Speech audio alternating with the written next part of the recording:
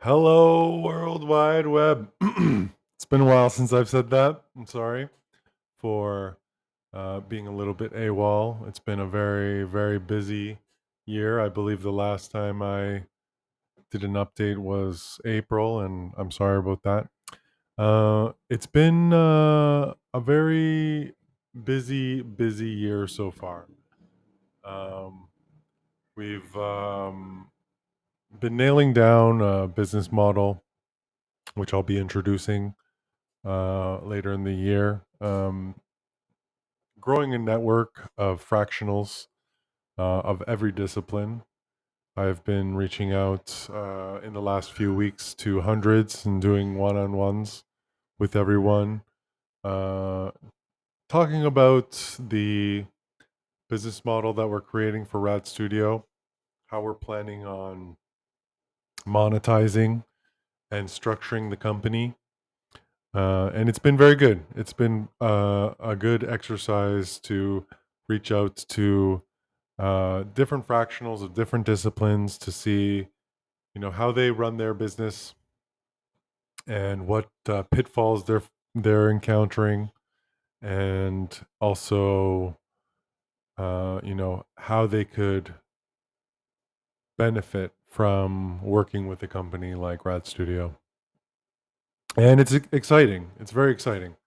Probably April, I guess, was the last time. Since then, we've started working with a fractional CMO. This is not a weak point of mine, but it's not a focus of mine. I don't spend a lot of time delivering value in social, in marketing, in creative, because my primary focus is in functionality. I am constantly trying to understand what is the next few things that I need to accomplish to make, what I'm working on a little bit better. And, as part of that exercise of building the business model, we've really honed in on two philosophies that drive our decision making. And you've probably heard of them. A lot of people are talking about them. I've been introduced to them for a handful of years now through Remote Year.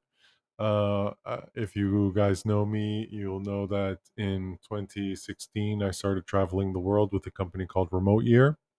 And that program was devised by a couple remotes, obviously. And basically, the premise was that a group of 75 digital nomads would travel together as a community for 12 months in 12 countries and 12 cities. My group ended up being 11 countries. We did 2 months in Argentina. But it was an excellent adventure. We were very lucky to do it when we did, because it wasn't very long after that that it changed a lot. When we started, I was in group 4, Magellan, and when we started, the first group had just finished, and for all we knew, it was a scam.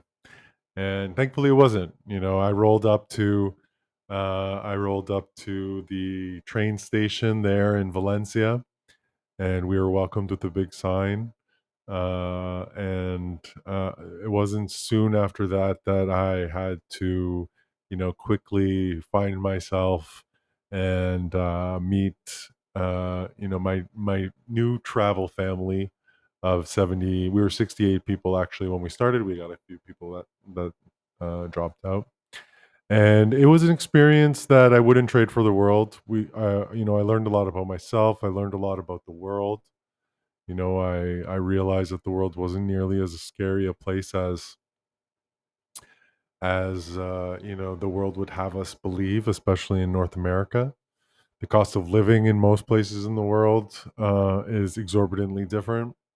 You can live with your rent and food and entertainment and what have you, for less than $1,000 a month. And when you start living that way, it really stops making sense to pay, three, four, $5,000 a month to live. And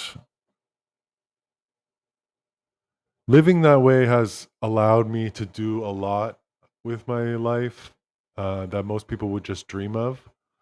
But the probably most valuable thing that has given me is you know a much less stress-free life. When you don't have to hustle and grind for cash just to pay for your car and your house and a couple hours a day to commute to the office and you know work just so that you can pay for the clothes that you need to go to the office and look respectable and be treated like an equal. And it's a wonderful thing that I wouldn't trade for the world. Ultimately, when you start living that way, you do start,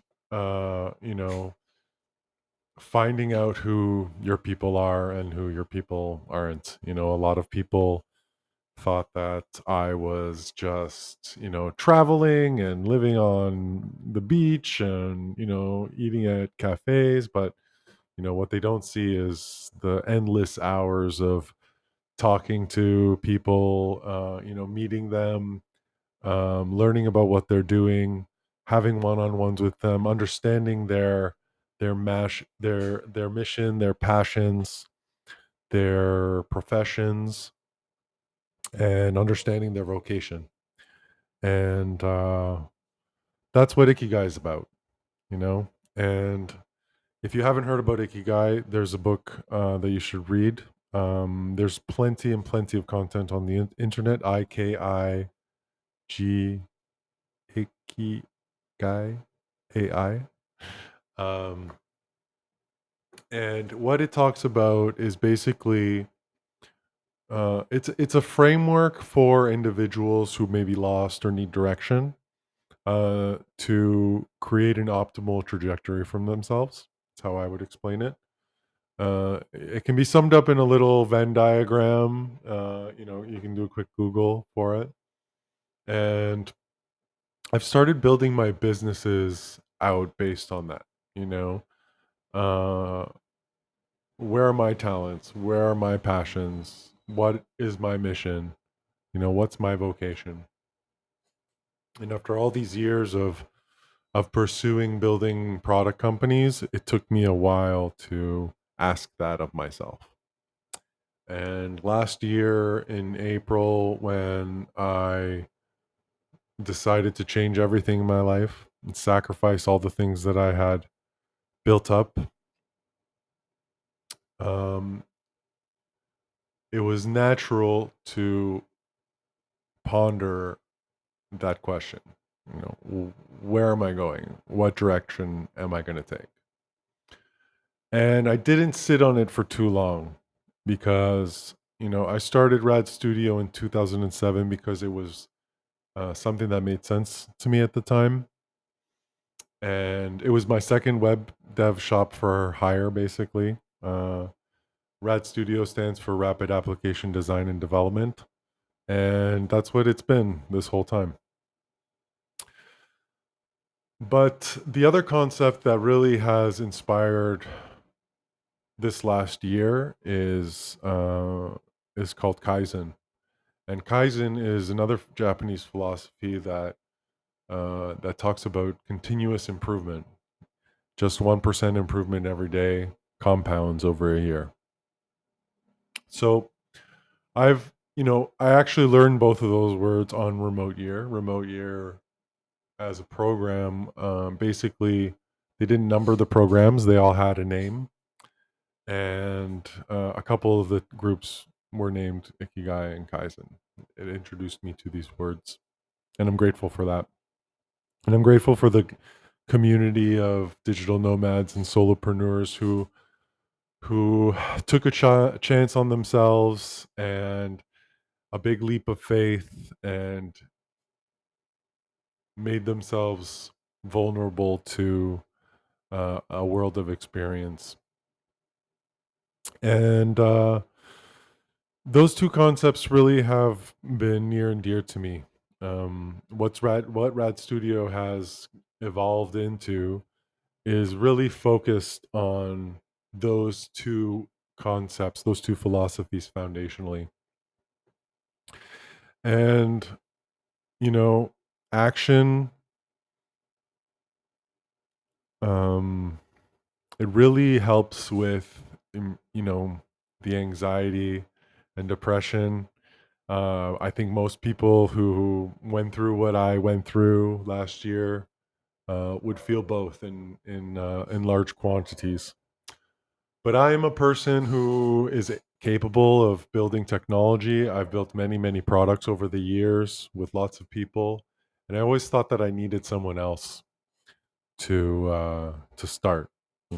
Building a business is scary.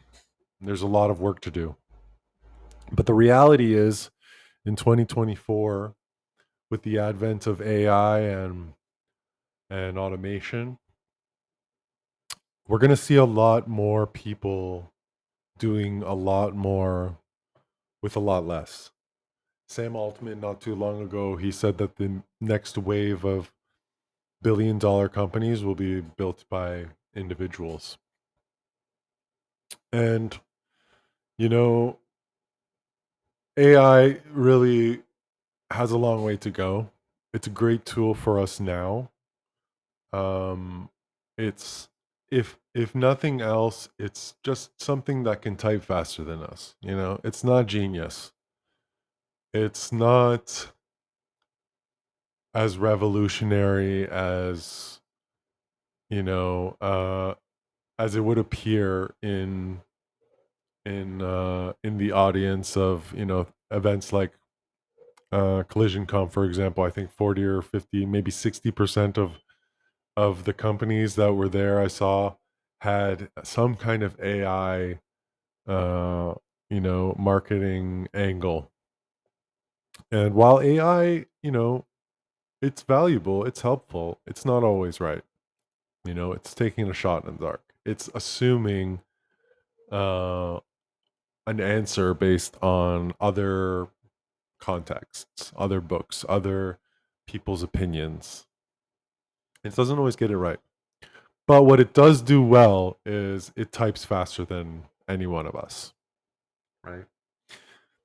AI needs to be seen as a another tool in the toolbox, like crypto and blockchain.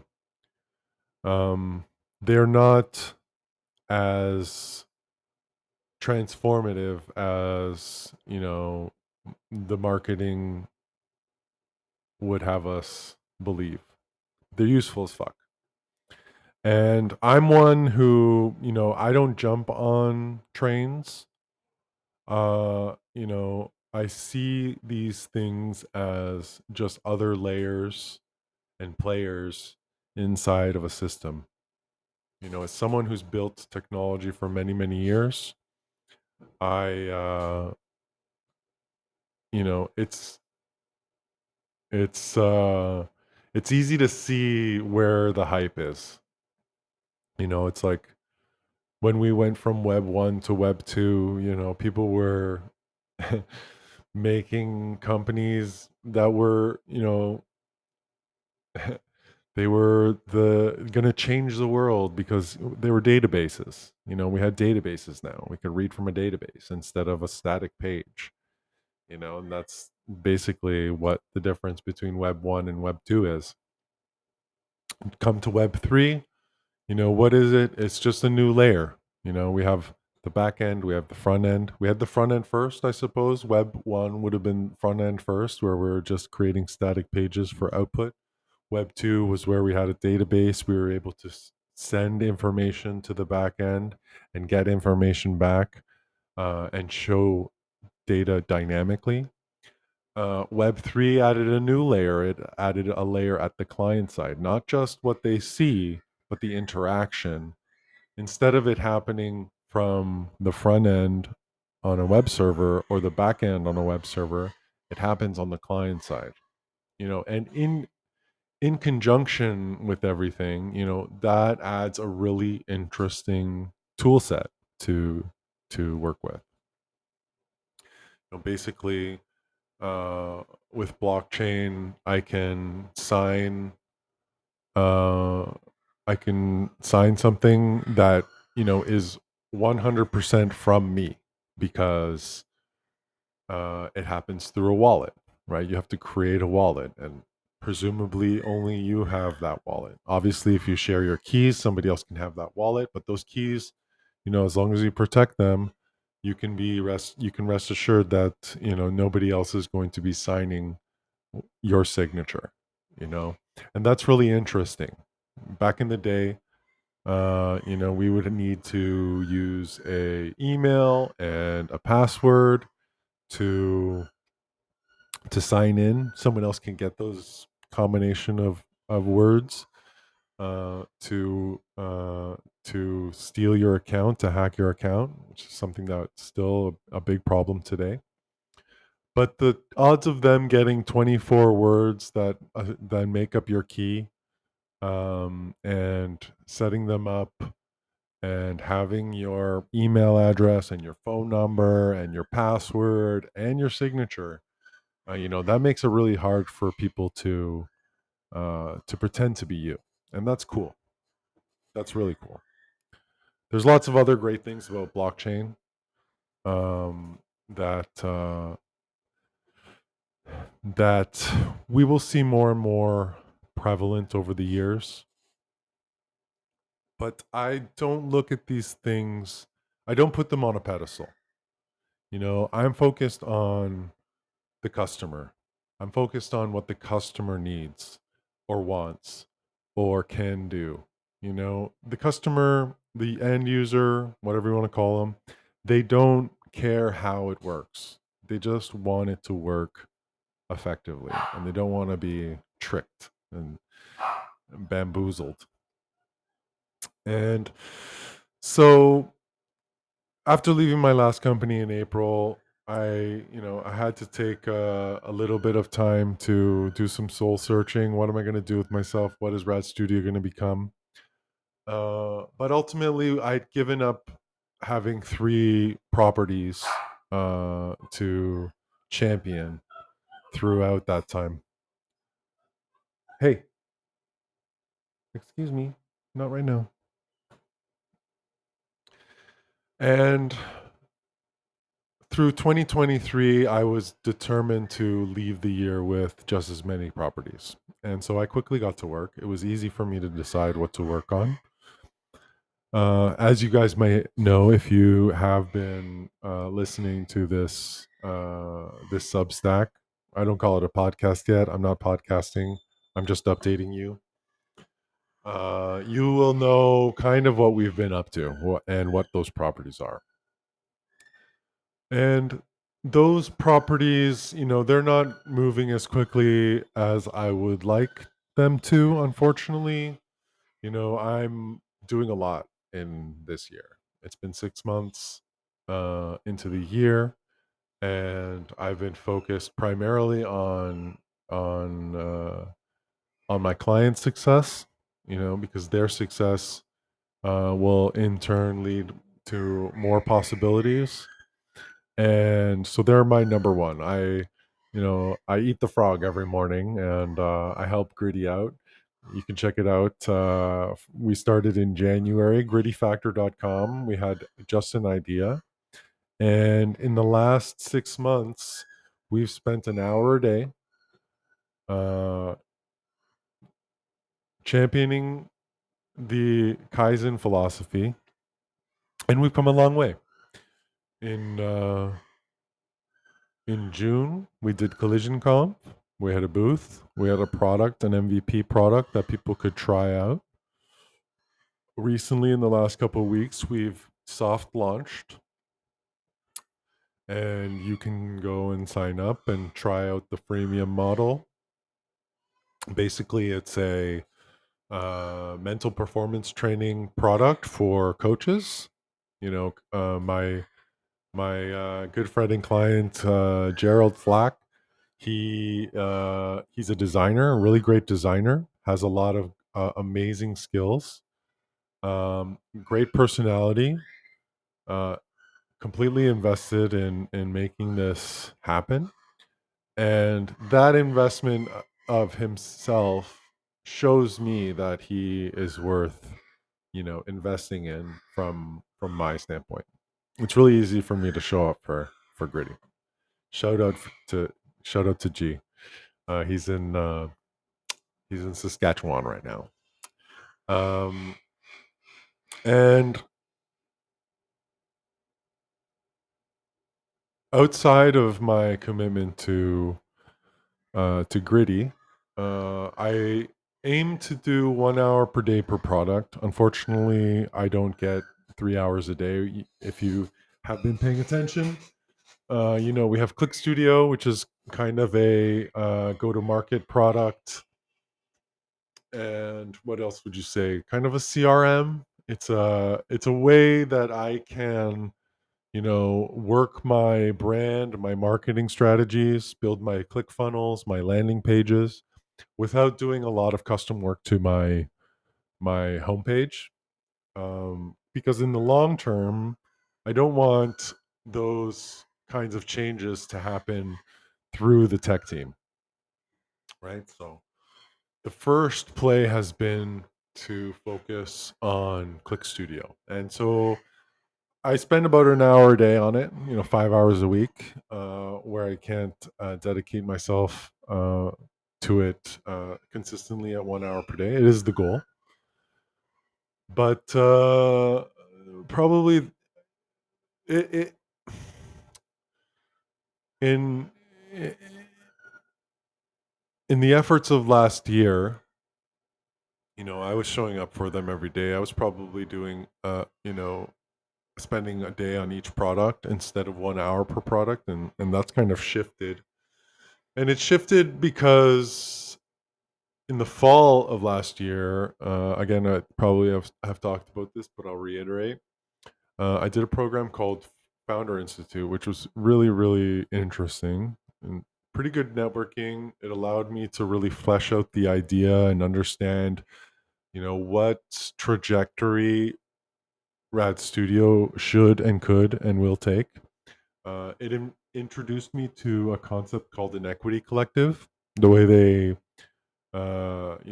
they compensate the mentorship teams, a bunch of really amazing mentors from hundreds of companies that are really kicking ass, um, is by the means of an equity collective. So basically, everybody who comes into the program, they signed a warrant for 2.5% of their company in equity.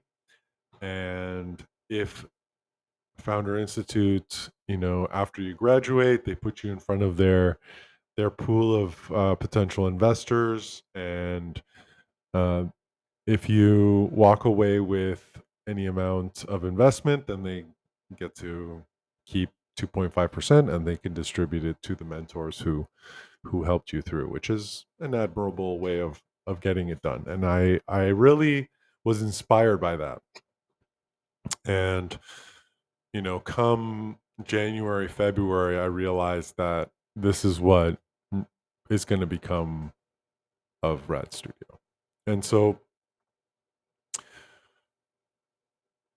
in this year, we've started testing that out. And I have brought in a fractional CMO. He works 1 hour per day on Click Studio. If you're on the socials, you may notice that there's a little bit more action there. In Instagram, you can check out instagram.com/clickstudio pro, I believe. I'm going to change it. Um, on Facebook, it's Click Studio Suite. I may have added you if you're in my circles. If you're not, please feel free. Click Studio Suite on Facebook, Click Studio Pro on Instagram. I'll share the links below here. And it's going slower than I want the develop because we're testing out a model and growing a model, and that model is fractional leadership. With Kaizen and Ikigai built in.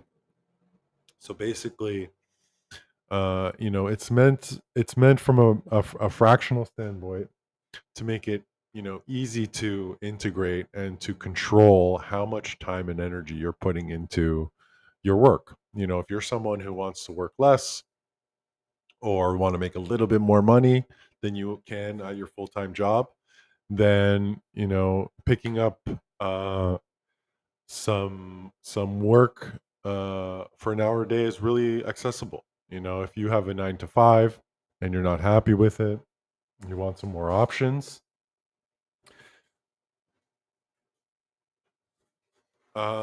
You can pick up a fractional role and basically champion your expertise for 1 hour per day. We all like Gritty, for example. He's a creative person. He has an idea. He has the motivation to invest himself and into having a fractional leader because he knows that it has a shot, and his actions have conviction that make it easy for me to work with him.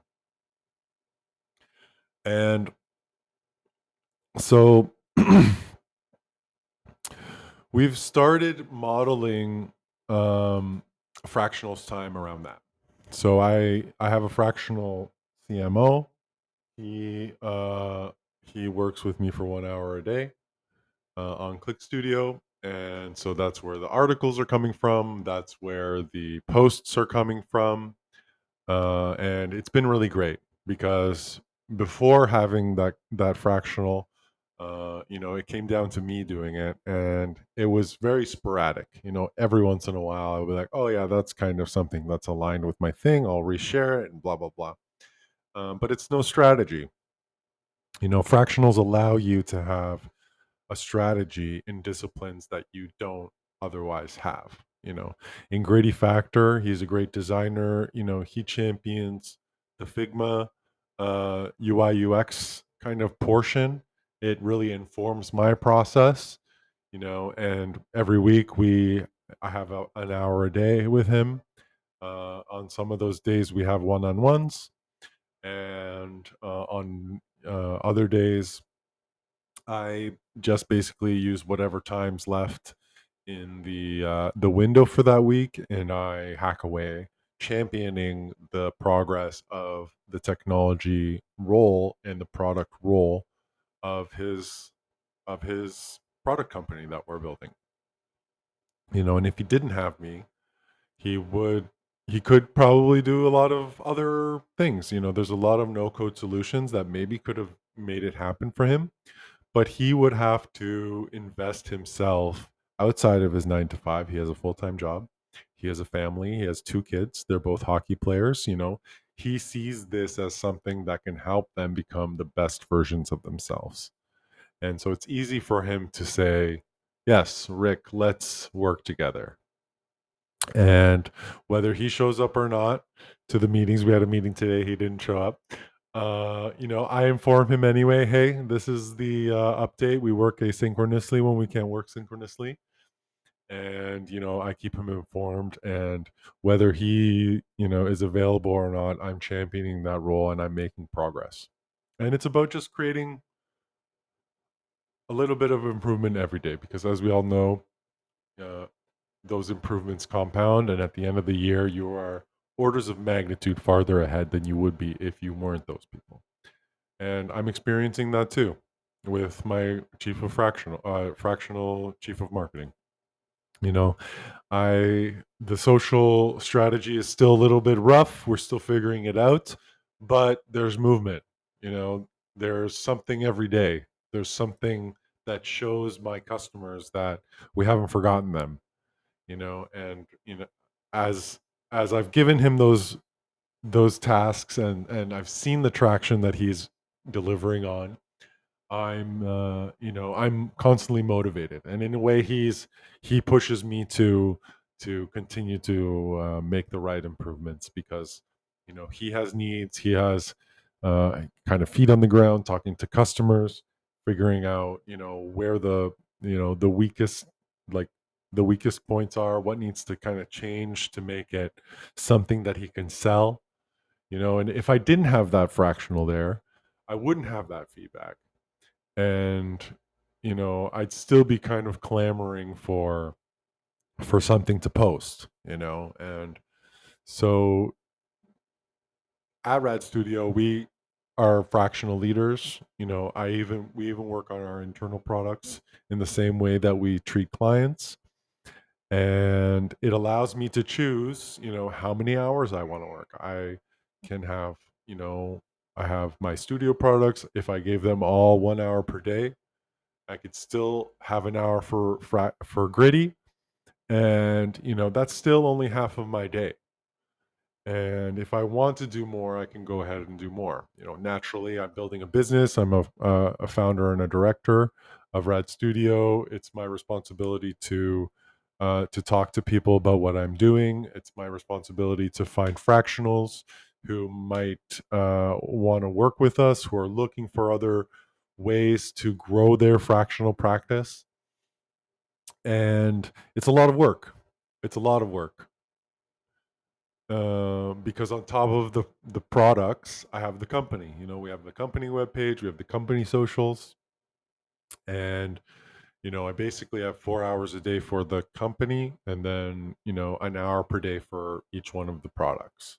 And I'm really happy with the progress. From a customer standpoint, I understand why some people would be really like skeptical about what's going on. um, but I promise you by this year's end, we're going to see all three of those products a lot farther ahead than they were 1 year ago, with basically me just being the product owner. You know, um, in these last few weeks, I've reached out to quite a few fractionals, probably 100 of them. I've done one-to-ones with a couple, maybe a dozen or two of them, and talking about the studio as we've planned it, the equity collective, the products that we're building, the model that we're designing, and we've gotten a lot of really positive feedback, and I'm really excited about that. A lot of people have told me that it makes sense, and that's really encouraging because when something that hasn't been done before makes sense, you have to really wonder why, you know and I could go into that, but for now, we'll leave that maybe for another podcast. I just want to kind of do a quick update here. So my current goal is to start building a community of fractionals. Basically, I'm going to need about 100 fractionals of 8 disciplines. We're looking for CEOs, CTOs, CLOs, CMOs, COOs, CCOs, CFOs. Uh, I think that's all 8. Did I do 8? I hope so. I got to 8 here. I'm going to be talking to everybody. They're all very different skill. They're all badasses. Like, I'm talking to people who really respect for taking a shot on themselves. They Some of them have IBM and this company and that company under their belt. They're like, these are the people that I want to be in a room with, and so I'm very grateful to myself for having you know taken the time and chosen a direction that is meaningful to me, and that puts me in a room full of people who inspire me and who I think I'm helping uh, to build and design more meaningful and intentional life with. Because at the end of the day, Rad Studio and its fractionals it's a gang of of peers. I'm not looking for people to boss around. As a product owner, yes, I am in charge of the direction that a product takes. But as a fractional, we're all we're all the leadership team, and I really respect and appreciate every one of them who has taken the time this past week to talk to me and to share their stories with me, and to be so kind to what I'm doing, and share their their excitement with me. I'm very very grateful. So, is that the end? Maybe it is. 30 minutes is good. I've just been freestyling this podcast. I hope it's been informative. If you've been following along, thank you so much. It's been a long road, and I'm really happy with the progress that we've made. If you're a fractional leader, please connect with me. What does that mean? You're a fractional leader. I'm looking for somebody. You have to have been a CEO or a chief of a company who has made revenue. I'm not really concerned with your age, your gender, your different kinds of backgrounds. I'm interested in your professionalism, your discipline, your ability to be consistent, to uh, handle a customer's expectations well. Are you affecting change? This is the difference between a fractional leader and a consultant. I always say that a consultant tells you what to do, and a fractional leader leads the way to doing it. And so that's what I'm looking for. If you're one of those people, please don't hesitate to get into my LinkedIn, linkedin.com/in/radrick. Feel free to add me. And I will be doing weekly AM, probably not weekly, maybe bi-weekly AMAs. I was planning on doing one last week, but in getting into conversations with the people that I've gotten into conversations with, it's been apparent to me that I really want to take it seriously and make a good presentation that really highlights the program that we're developing, and the business model. It is kind of a new business model. I am entertaining the idea of writing a book and doing some trademarking. I won't say the word so much here, but I think with the advent of AI and automation, and the fact that we're going to see a lot of individuals who are going to be building very large businesses, what I see Radd Studio becoming is a kind of framework for those individuals to have the leadership that they need, uh, the experience in their corner without the exclusivity, you know. And one way that I explain it is, you can have a full leadership team, um, without having to spend millions of dollars a year, and accomplishing everything that you mean to accomplish without, it's $1 million. It's even more. It's more. I mean, like, what's a leader worth? I think, if you look at the census, you're looking at about $20,000 a month per leader. If you have 8 leaders, you're talking about $160,000 a month, 12 months. It's big bucks. So how do you get that experience in the on the board, or in the corner with you, when you're getting getting ready to go into the ring after the bell, without having that money up front? We've needed VC capital, venture capitalists, to get us here. It's taken a lot of manpower to launch companies in the past, but now that we have these tools all maturing, you know, the the way that we build teams is changing. And I think that fractional leadership is going to be one of the things that really makes that possible.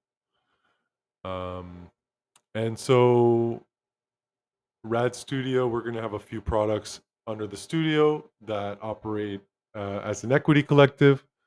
They'll have a roster of fractional leaders that that drive their process, just like I'm doing with Click Studio and my CFO or FCMO. Uh, as I introduce other fractionals who have come into the studio, we're going to see more and more happen inside of each one of those products.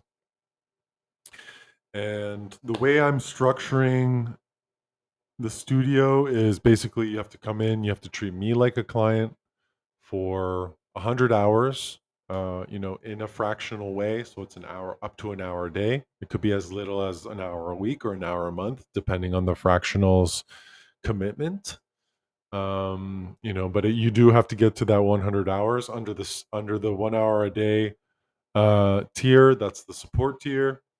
It's about 6 months. So uh, the fractionals coming in, who I invite to work with me in the studio, basically they'll commit that 100 hours inside of a studio product. They'll treat me like a client, like a product owner. And if they affect change well, if they're consistent, if they're disciplined, if they take it seriously, then they'll have access to the clients. Like Gritty. As Gritty grows, it's going to make more money. It's going to have to find people to fill those gaps. And the first months or years of a product's growth, it's not likely that you're going to be able to pay somebody, and you're taking a huge risk by giving somebody a slice of equity, right? You're basically, it's like a marriage. And a lot of times we go into those wedlocks without fully understanding who we're going into those wedlocks with. And I believe that fractional is a less risky way of doing just as well, because if a fractional doesn't work out, you're not married to them through this agreement that you created over the equity of your company. You do have to pay them instead, but you know they can have 4, 5, 6 clients that they work that way and make a little bit more than they would if they were sacrificing a salary for equity. And so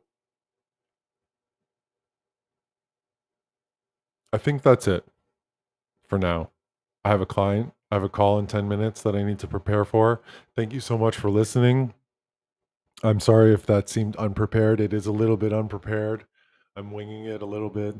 I've been having this conversation a lot lately. And so, there's lots I could say and I will say in the coming months. And I hope that it helps product owners realize that there's a new way of creating companies, and that you don't have to sell your soul to a blood-sucking investor to make your dreams come true. Because we don't need to spend millions of dollars a month to have a product and have it grow. Yes, it might take a little bit longer. You might move a little bit slower, but the amount of stress that you'll have for not having to, uh, you know, um, for not having to do what your investors want you to do, for having that agency, we're going to see companies that are a lot more idealistic than they have been in the past, because we're optimizing for happiness instead of profits. Signing off, Radrick.